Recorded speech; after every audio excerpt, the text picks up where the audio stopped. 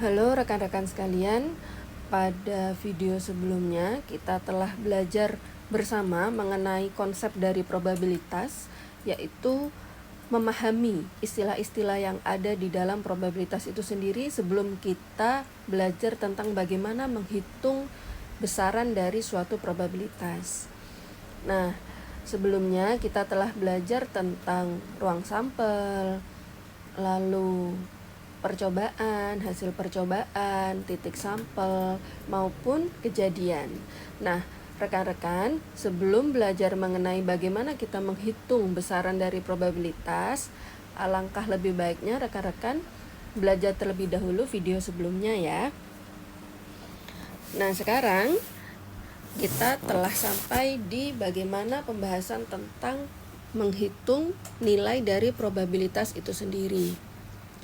Jadi rekan-rekan, probabilitas itu sebenarnya apa? Probabilitas itu adalah besaran dari suatu kemungkinan, di mana kemungkinan dari suatu kejadian. Nah, apa itu kejadian? Silakan pelajari di video sebelumnya ya. Untuk mendapatkan probabilitas ini ada beberapa pendekatan yang bisa rekan-rekan lakukan, yaitu diantaranya pendekatan dari probabilitas klasik, lalu juga ada pendekatan dari suatu kejadian-kejadian melalui himpunan. Nah, untuk probabilitas klasik sendiri, rekan-rekan pasti tidak asing lagi ya tentang probabilitas ini. Untuk mendapatkannya, misalnya X adalah suatu kejadian. X adalah suatu kejadian tertentu gitu ya. Maka untuk mendapatkan probabilitas dari X, rekan-rekan bisa memperolehnya dengan rumus NX per NS. Apa itu NX? Apa itu NS?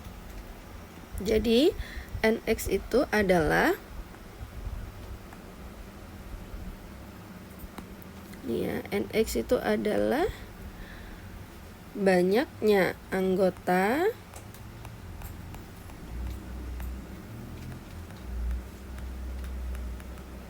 dari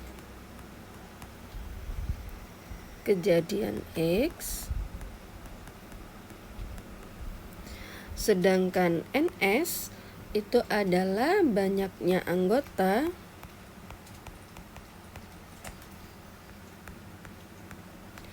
dari ruang sampel.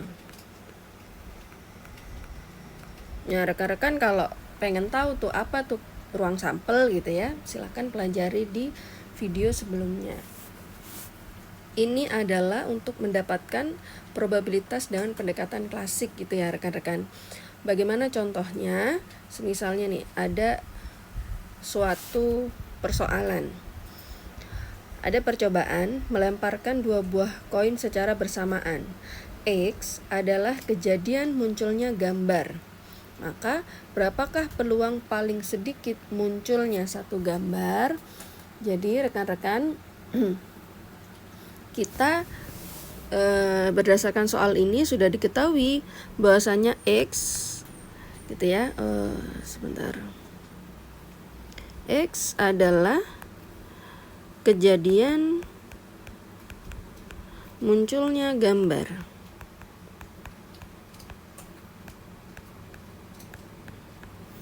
Maka berapakah peluang paling sedikit muncul satu gambar? Nah, sebelum kita mencari peluang itu, kita harus mendefinisikan dulu ruang sampelnya. Ruang sampel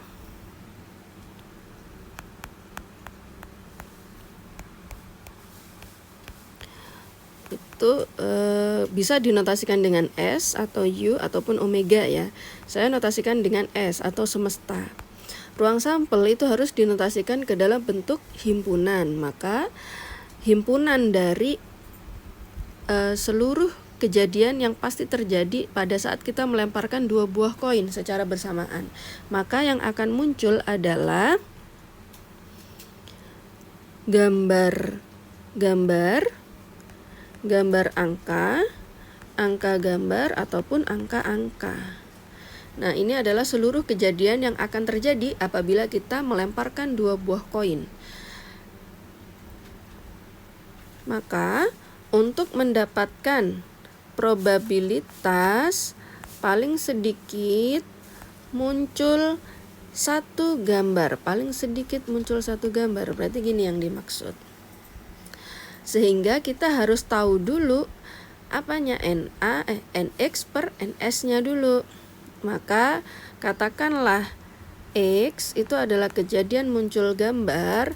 Kejadian muncul gambarnya bisa 0 kejadian, 1 kejadian, ataupun 2 kejadian.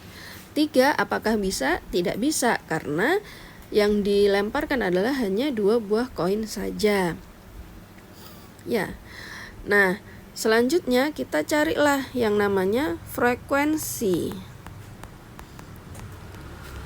Saat kita melemparkan 2 buah koin dan hasil dari percobaan adalah 0 gambar yang muncul, itu ada berapa kali gitu ya yang keluar. Nah, ini di sini kita lihat dari ruang sampelnya. Bahwasanya saat 0 gambar, berapa frekuensinya? 0 gambar ada di sini. Ada di sini ya, ini 0 gambar. Berarti frekuensinya adalah 1.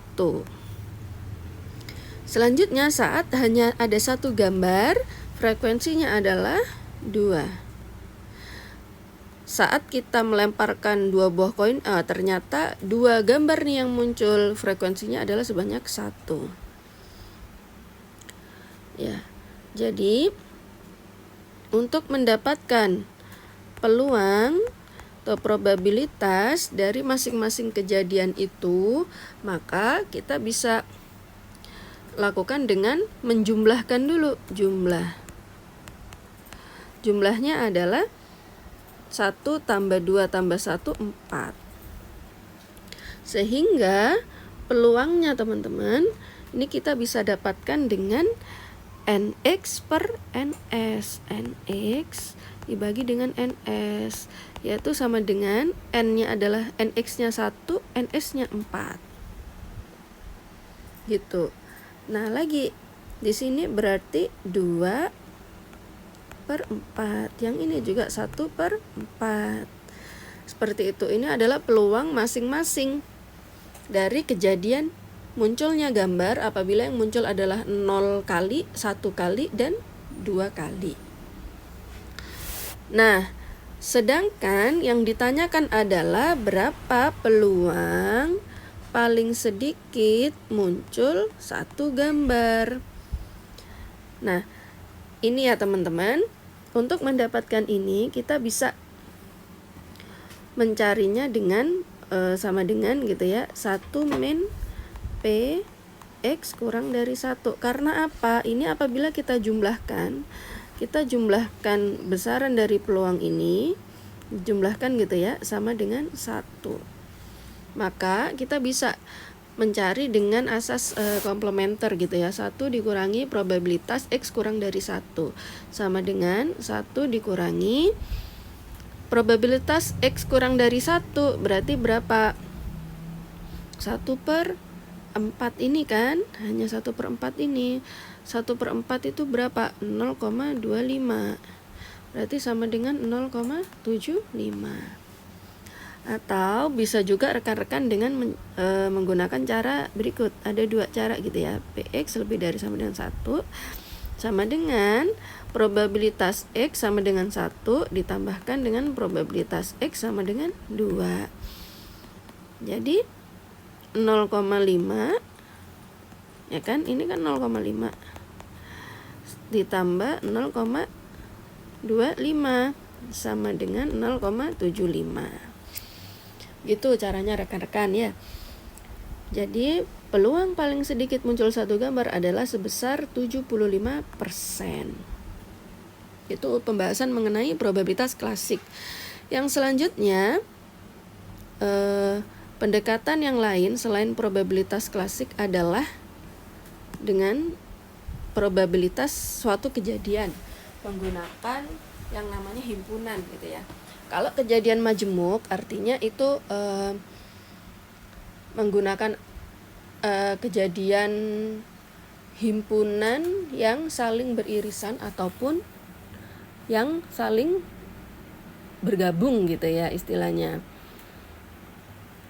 Maka kita kembali lagi sebenarnya ke teori himpunan.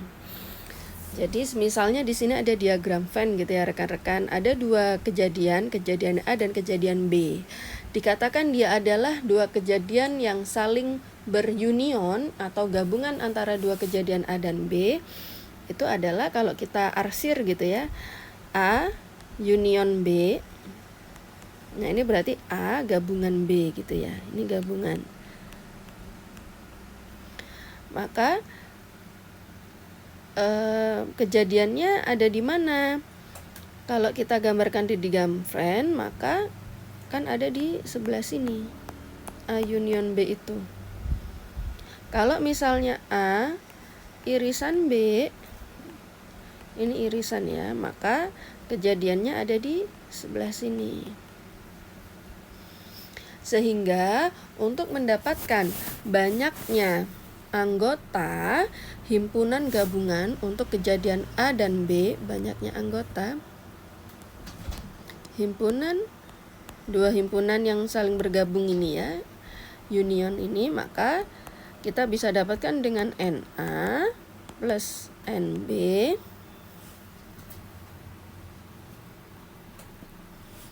ini NB dikurangi dengan NA irisan NB.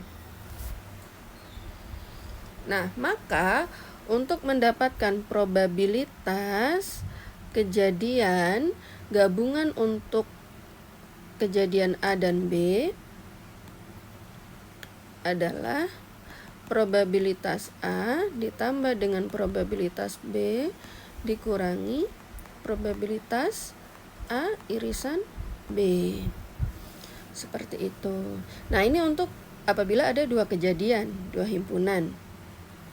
Bagaimana kalau misalnya ada 3 kejadian, ada kejadian A, B, dan C? Maka probabilitas gabungan untuk kejadian A, B, dan C adalah probabilitas A ditambah dengan probabilitas B ditambah probabilitas C dikurangi probabilitas A irisan B dikurangi probabilitas A irisan C dikurangi dengan probabilitas B irisan C ditambahkan dengan probabilitas A irisan B irisan C. Nah, ini lumayan panjang ya rekan-rekan sekalian. Begitu rumus-rumus yang bisa kita dapatkan untuk memperoleh probabilitas dari kejadian majemuk. Misalnya ada contoh gitu ya teman-teman, diambil satu kartu secara acak. Kartu itu kan ada berapa buah ya, ada 32 kartu gitu ya. Bila A kejadian terpilihnya kartu as dan B kejadian terpilihnya kartu wajik, maka hitung probabilitas kejadian terambilnya kartu as atau kartu wajik.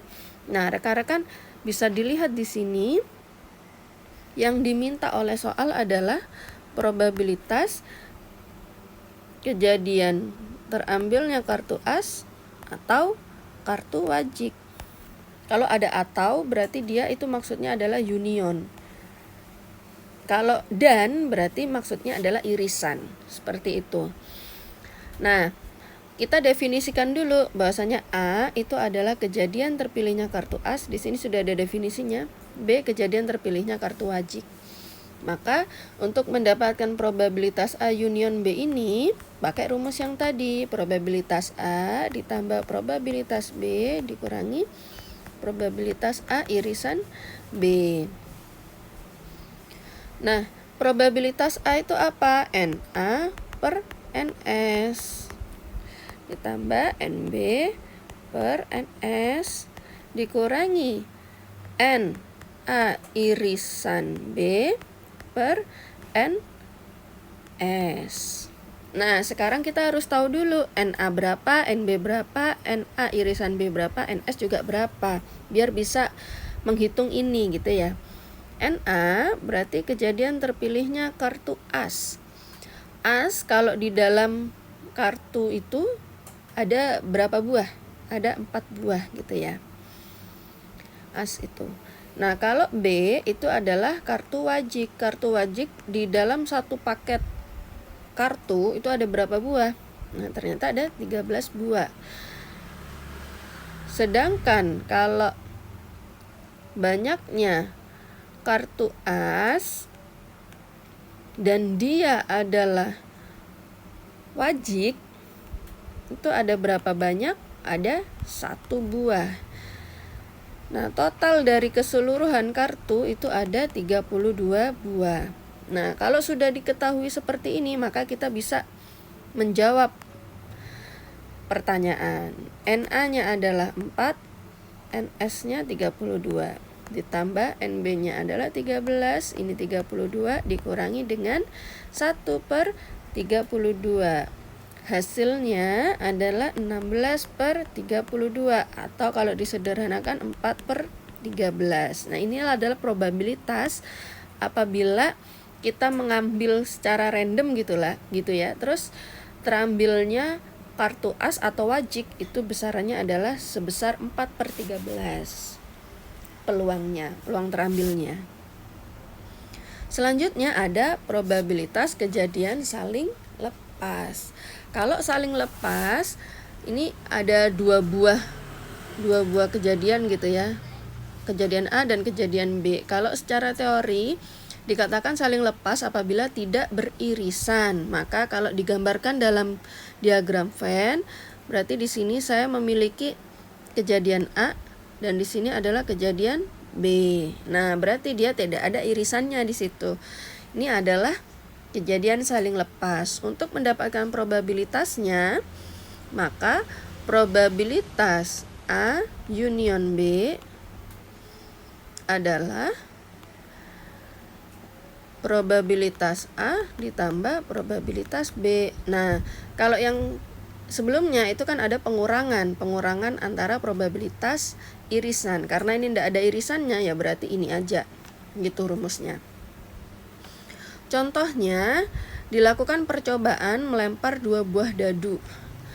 Tentukan probabilitas munculnya sisi 2 dadu dengan jumlah 7 atau 11.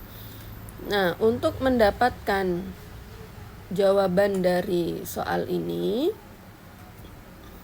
rekan-rekan harus tahu dulu di sini ada dua kejadian A.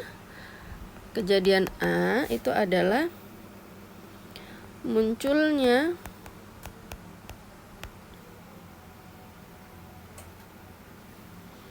dua dadu dengan jumlah 7. Kalau B, munculnya 2 dadu dengan jumlah 11. Nah, jadi kita bisa mendapatkan nilai probabilitas ini dengan apa? Ini probabilitas A atau B, gitu ya. Jadi yang kita perlukan adalah probabilitas A ditambah dengan probabilitas B. Tidak ada dikurangi dengan irisan karena dia saling lepas. Irisannya 0. Jadi kita untuk mendapatkan PA dan PB ini sama seperti sebelumnya, NA per NS ditambah NB per NS. Untuk mendapatkan NA, yaitu banyaknya dadu dengan jumlah 7, maka kita harus menggunakan ini cara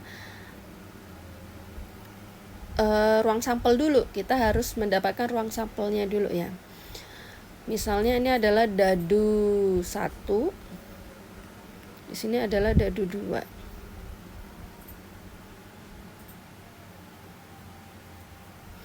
Dadu 1 itu muncul 1, 2, 3, 4, 5, 6. Dadu 2 juga muncul 1, berarti ini 1,1 gitu ya. Di sini 2,1, 3,1, 4,1, 5,1, 6,1. Kalau 2 adalah 1,2, 2,2, 3,2, 4,2, 5,2, 6,2. 3, 1,3, 2,3,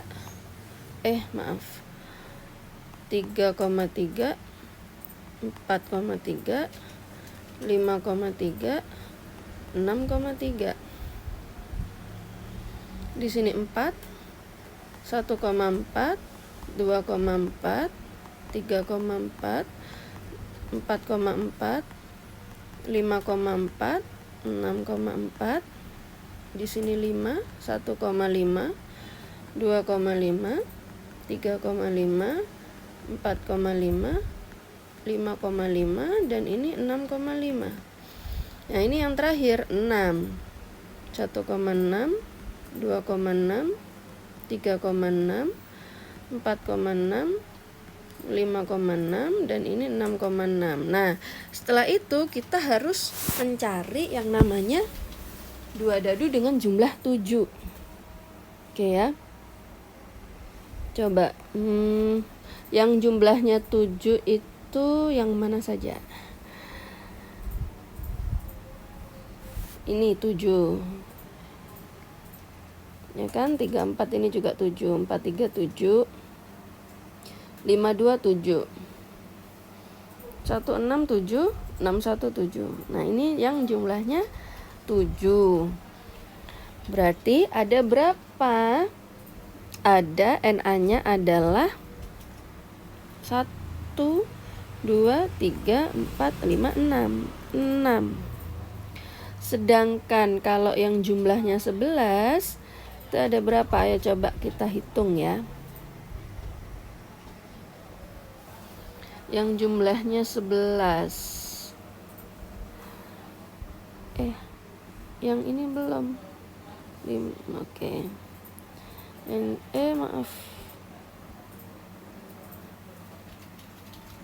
Yang jumlahnya 11 itu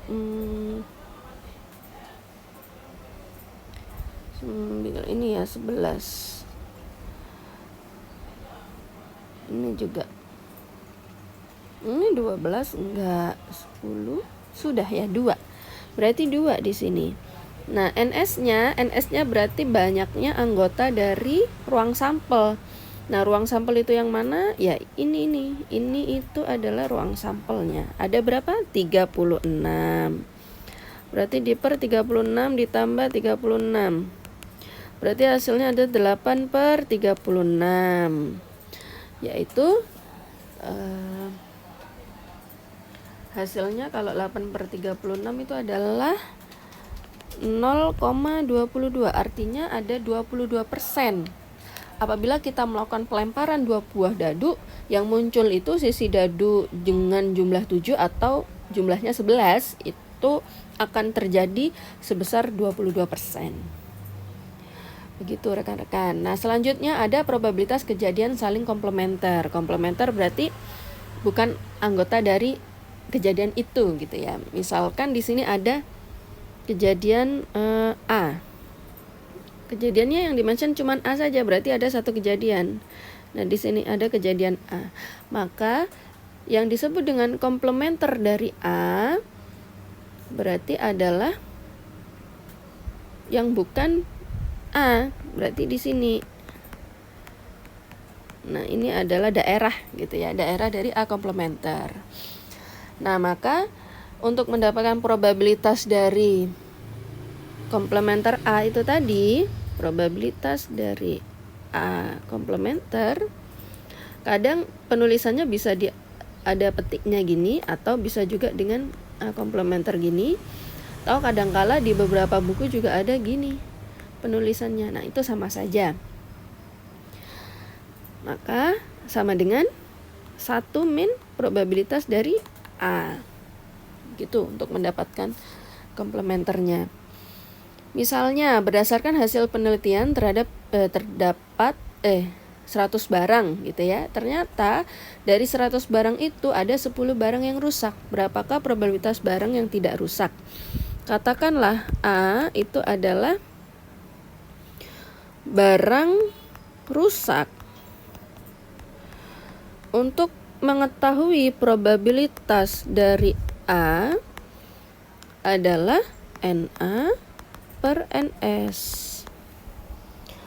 Banyaknya barang yang rusak adalah 10 dan banyaknya keseluruhan barang adalah 100 gitu ya.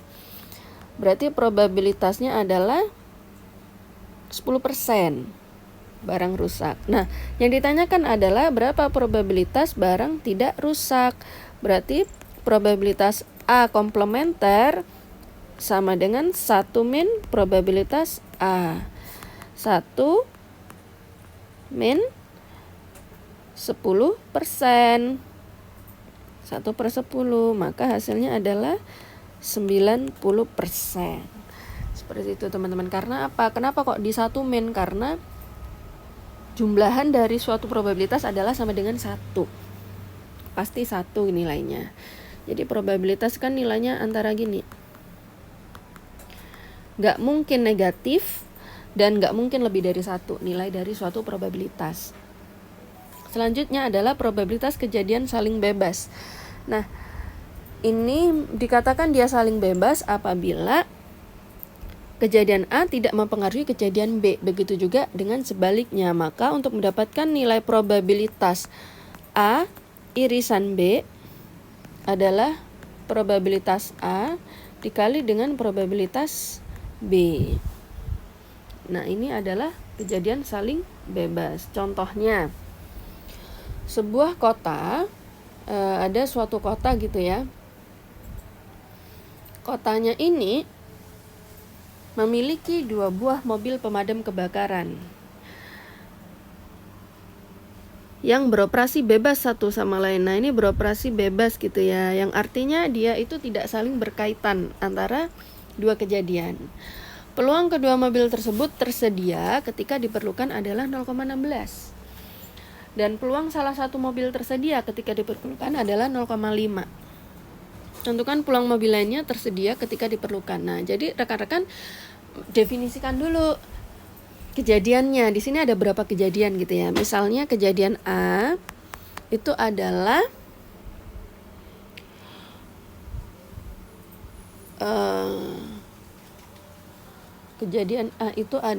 peluang. Kejadian A adalah mobil pertama beroperasi. Kan ada 2 mobil ini ya. Terus kejadian B itu adalah mobil kedua beroperasi. Nah, maka kita lihat di kalimat kedua, peluang kedua mobil tersebut tersedia ketika diperlukan adalah 0,16. Yang artinya mobil pertama ada, mobil kedua juga ada. Maka itu adalah termasuk ke dalam kejadian yang beririsan dan, karena dan mobil pertama ada dan mobil kedua juga ada. Nah, 0,16 ini adalah nilai dari suatu probabilitas seperti ini. Lalu kita lihat kalimat selanjutnya. Oh, bukan beroperasi, ini berarti tersedia ya teman-teman, ini tersedia. Mobil kedua tersedia juga gini. Oke. Peluang salah satu mobil tersedia ketika diperlukan adalah 0,5. Peluang salah satunya bisa PA, bisa PB. Itu probabilitasnya sama. Katakanlah saya PA gitu ya, 0,5. Maka tentukan peluang mobil lainnya tersedia ketika diperlukan. Peluang mobil lainnya tersedia. Nah, yang ditanyakan adalah PB-nya ini tadi. Untuk mendapatkannya, kita bisa menggunakan rumus dari peluang kejadian saling bebas, PA dikalikan dengan PB. Hasilnya adalah ini 0,16, PA-nya 0,5, PB-nya nggak tahu kita berapa. Hasilnya sehingga PB adalah 0,16 dibagi 0,5 sama dengan 0,32. Artinya peluang mobil lainnya tersedia ketika diperlukan adalah sebesar 32%. Nah, jadi rekan-rekan begitu cara kita menghitung probabilitas dari suatu kejadian dengan menggunakan pendekatan klasik maupun pendekatan himpunan. Semoga rekan-rekan dapat memahami dan semoga bermanfaat. Terima kasih.